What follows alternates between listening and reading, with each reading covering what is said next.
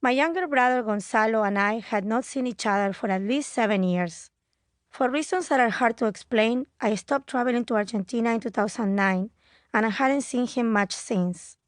As he stepped off the plane to a cold, bitter winter in New Jersey, I wish our reunion was under different circumstances.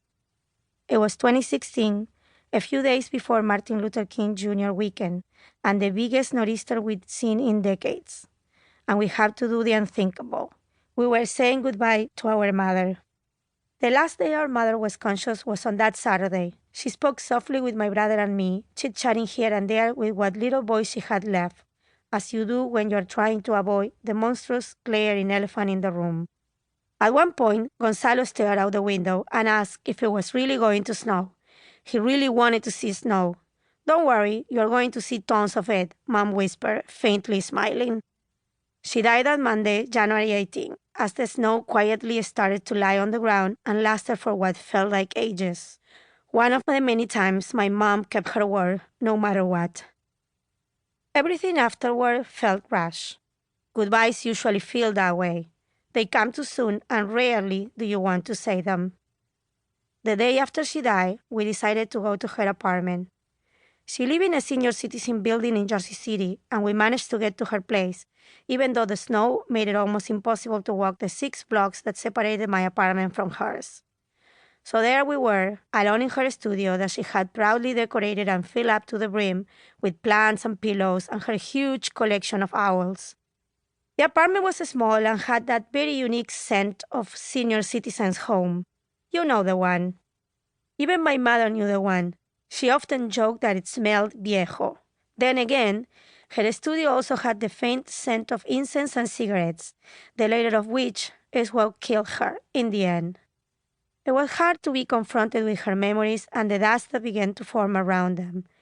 Having to pack up her place proved even harder. While my brother was trying to comprehend how our mom spent her last months and how she lived in such a tiny place, I was trying to figure out how in the world I was going to empty it. He wanted to save everything and wait. I wanted all of this to be done yesterday. I was too close to it.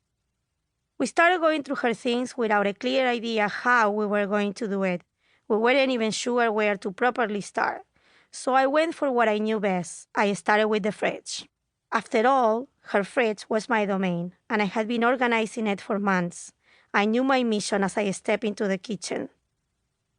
Up until the day she was hospitalized for the last time, I went to her place daily with food. I made sure to fill up her fridge with things that brought her joy during the course of her cancer treatment. I knew what she liked to eat and what she did not. I bought everything, from strawberry ice cream to vanilla yogurt to watermelon. In fact, I used to make tiny melon balls and fill up 2 or 3 quart containers so she always had something fresquito to eat. It was the first time in a little bit that I had checked her freezer. It held many things: pints of ice cream toppling over each other, Ziploc bags with bread for her morning toast, coffee, ice cube trays, and of course, the one leftover meal, her fish. My mom only ever cooked for a crowd, which seems to be genetic because I had the same issue for years. I recently learned to scale down my recipes for 1 or 2 people, but she never did.